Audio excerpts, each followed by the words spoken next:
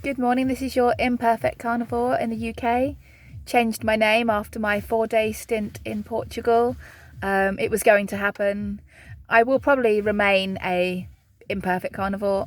Always wanting to do it, but there may be those moments when I'm not, and I'm cool with that. And thank you so much for all your comments of encouragement and to say, don't worry, just chill, just keep doing you, and we'll keep watching your videos, and that is amazing. Yeah, feeling a lot better. One good thing about coming home from holiday feeling a bit poorly is I can't even feel going back into ketosis. I'm on day 3 of Perfect Carnivore and feel amazing. I can't feel any difference. So I feel good. Just want to I haven't really planned what I'm going to say, but you said you want real videos, and you can't get more real than a mum who's dropped her son off at football in the pouring rain, driven 45 minutes to get here in the pouring rain, and now don't want to stand in the rain, so I'm going to chat to you instead. Haven't planned what I'm going to say, but I'm sure something's going to come to me any minute. I've updated my iron supplement to one by Hunter and Gather in the UK. Here I'm going to pop in a picture of the name of it. I'm not necessarily recommending it. I'm certainly not being paid to say it, but I decided to despite the good reviews, I've decided to ditch the plant-based iron supplement I was on, and I'm now on one containing lamb heart and lamb liver. I believe it is. It's called Hunter and Gather Perform. It's 6 a day. So going to be popping those like mad. Definitely going to buy some lamb heart though and try and cook that up. For those of you who just started following my channel, the reason I'm taking those and iron supplements is because I was diagnosed with low iron, most likely caused by either very heavy periods or my tea coffee addiction. That's now gone. Very excited to say that I am 106 days dairy free, which is amazing. I have never gone that long without dairy. So excited about that. Here's a screenshot of my counter that I do to say that, okay, I was slightly off the rails last week, but didn't have any caffeine, didn't have any alcohol, didn't have any dairy. So those 3 things I've stayed true. Didn't have any tea or coffee. So still working really hard on getting that iron up, getting my body absolutely perfect. Later on, I'm going to take my blood sugar when I get home just to check that my blood sugars are still where they should be. For those of you that don't know me, I've been getting my blood sugars down this year. I had a traumatic year last year, which made me very unhealthy. This year, I've been playing catch up.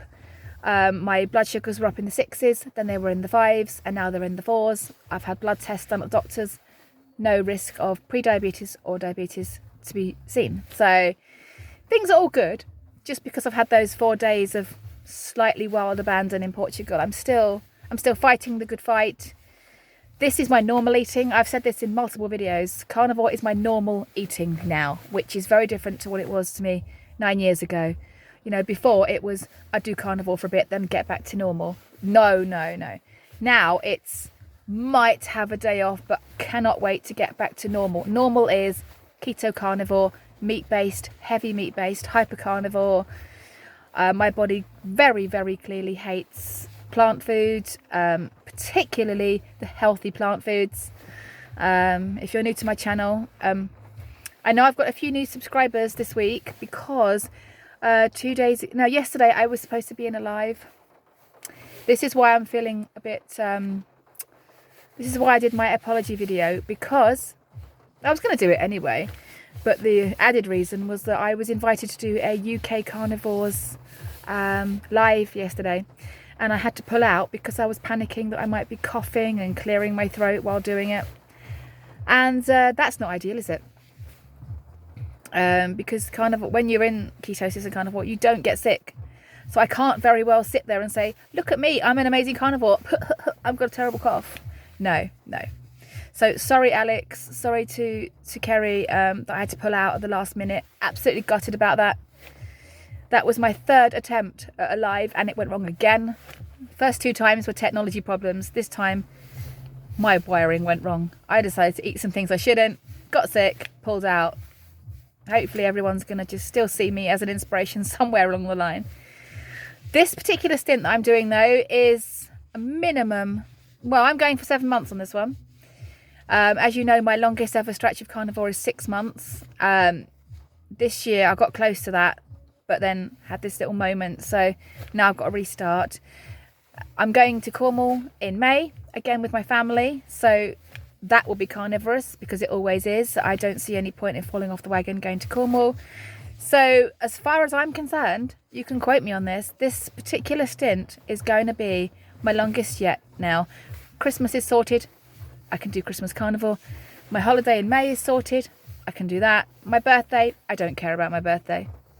I'm always in a carnivorous state on my birthday because it's pretty pointless when you get to my age. Who celebrates your birthday anyway? I'll be 48 in January. Totally will be carnivore that day, like I always am. And so yeah, I'm excited. Easter, same. Halloween, the same. The only reason I had 4 days off was because it was a one-off special thing that never happens.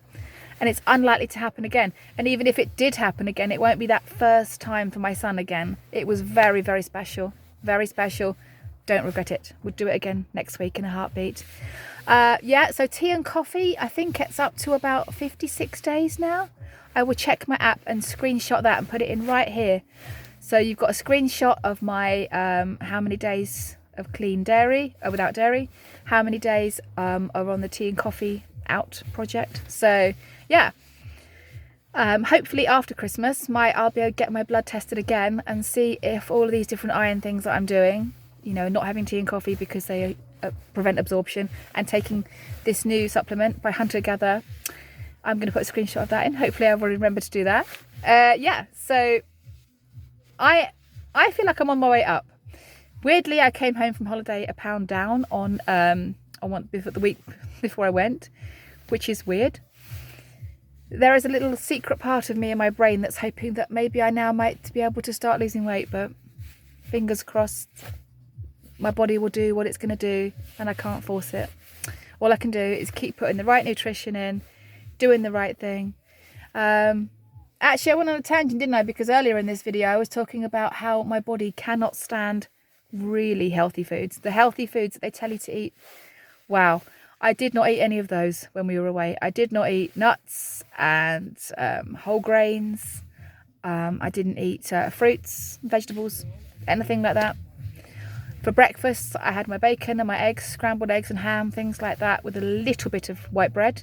That still managed to upset my gut a little bit. So dread to think what would happen if I'd have had the whole meal, seeded, yucky. It's amazing how everyone thinks that's so healthy, but my body doesn't seem to think so. And for evening meals, I had things, accompaniments such as white rice and white potatoes.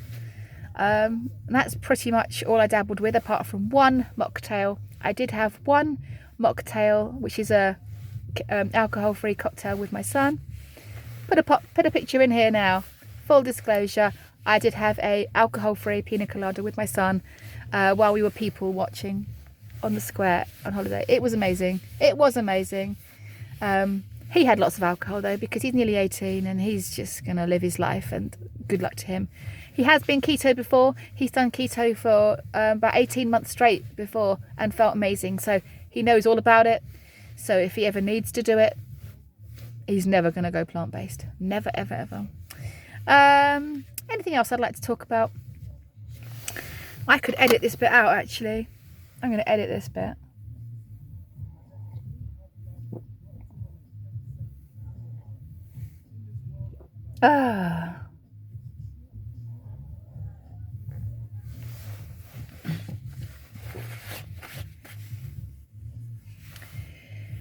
Oh dear.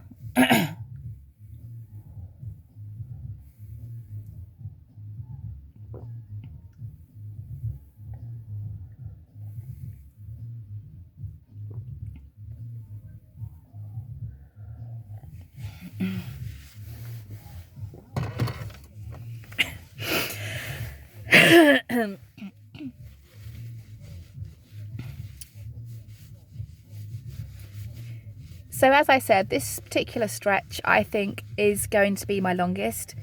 This, you know, spending time off the wagon last week and having the instant digestion problems, instant brain fog, instant coldy symptoms and detoxy symptoms and a cough and a sore throat and all the rest of it, is just an instant reminder.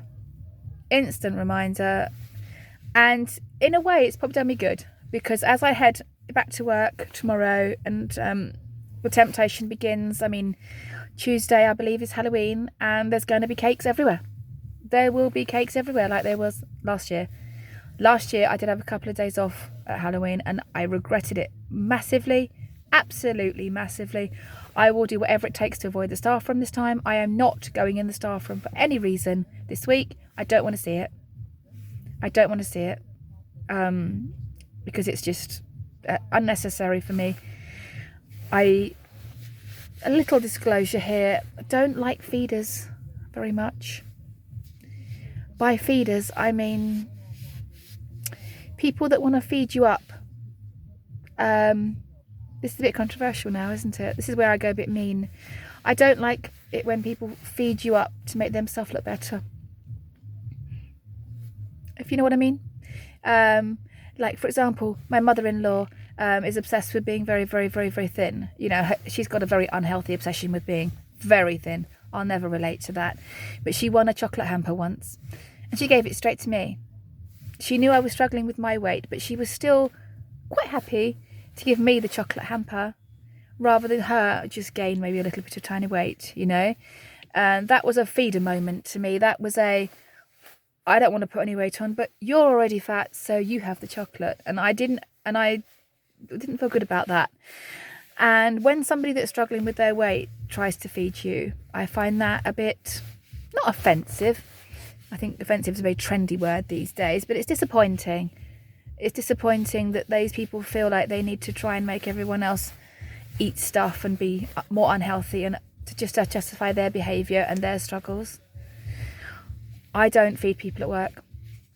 I don't ever remember being a feeder, I don't think. I can't remember it anyway. I can't remember encouraging others to eat, not to any great extent, especially in an environment when you've got a bunch of women in their mid 40s and 50s struggling with their health or their weight in some way, and the food just keeps on coming. The cakes keep coming. Yeah. Edit that out.